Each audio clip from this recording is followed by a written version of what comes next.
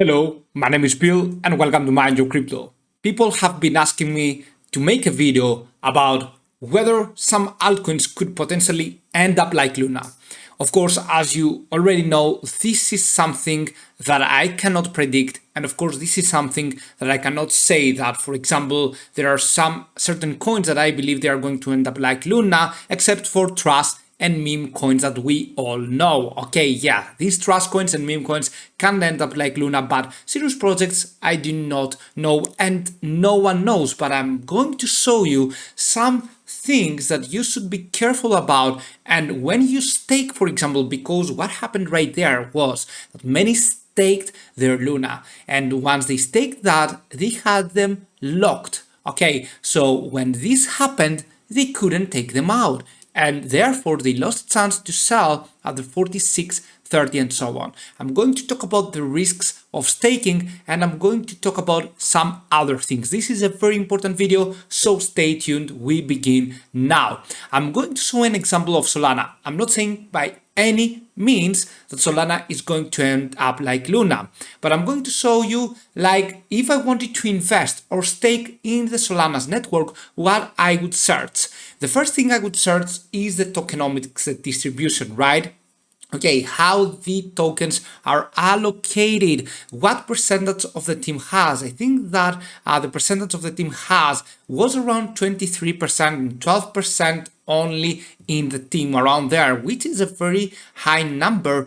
And the team behind can do a monetary policy. For example, they can burn tokens, they can just increase the supply, whatever they want. They can do it in order to get the best of it, right? Of course, this is assuming the fact that the team behind wants to do something bad. Okay, most of the crypto companies, what they have in their mind is how to increase their portfolio, just like you, just like me. And the unfortunate scenario right there is that many of the crypto companies, they only want to increase their portfolio. They do not care about solving problems. They do not care about solving anything. They just want to take profits and get out. I'm just going to tell you that. Not talking about Solana or any other projects right now.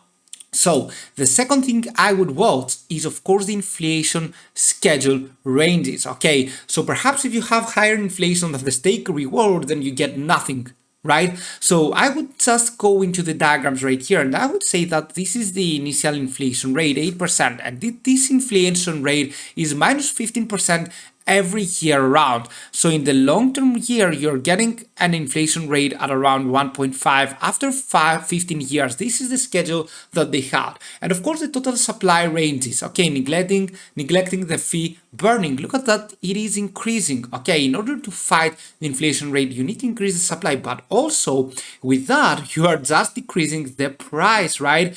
Only if you have the same or lower demand. What you need to get the price even higher is, while you increase the supply, you increase the demand, and therefore everything is totally good and fine.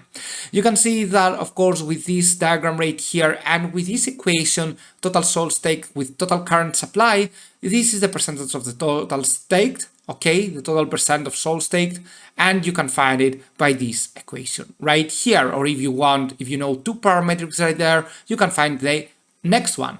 Okay, and of course, this is the annual staking yield percent, and you can see how it changes and goes down over the years. It is logical, okay, it is logical to get a less and less annual staking yield. Of course, the more percentage you have, you can see, the less is actually the annual yield, right?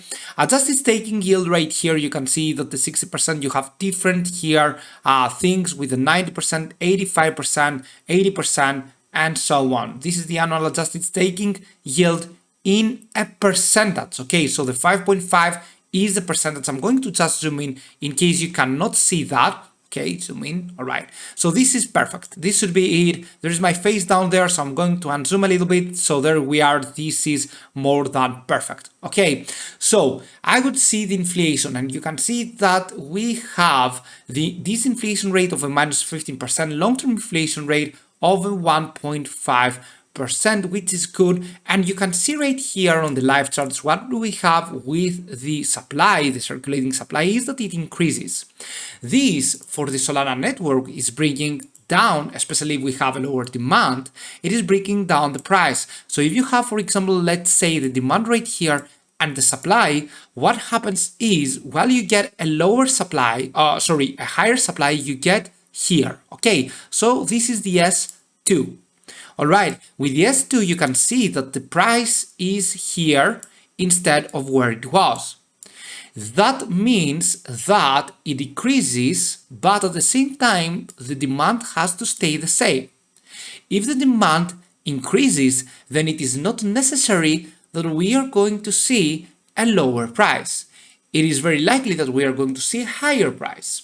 Of course, right now with the crypto things and the crypto market being unstable, we cannot assume that Solana will be going, of course, tons of higher, right? If buyers should be coming in, investors should be coming in, and of course, we should have more demand for the Solana in order to see a price increase.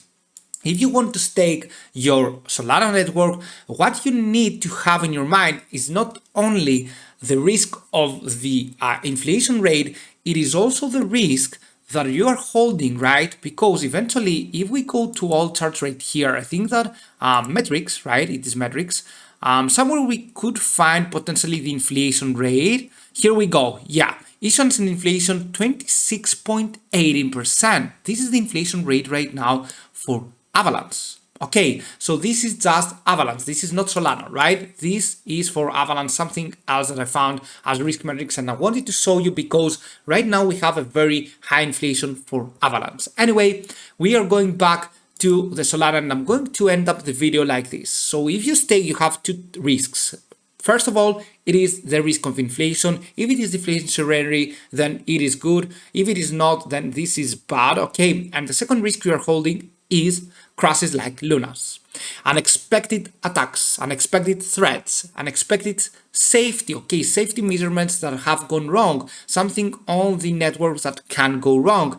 Everything right there are risk factors that you should be taking into place when you stake even stable coins. And the stake thing right there is that you're going to see over the next 5 years, you trust the project and you're staking just for the 5 years course, just for the 10 years course. Everything is good, but always remember that everything holds a risk, especially when your goal is set after 5 years or 10 years. Okay, you increase the risk there so much that you do not even know. Especially with so many crypto companies that have been going in right now. And of course, we are going to see crypto companies getting less and less with the readjustments that we are going to see, with the regulations that we are going to see over the next few years. But trust me, crypto is the future. Do not forget to join our monthly subscription and of course, see you soon. Bye.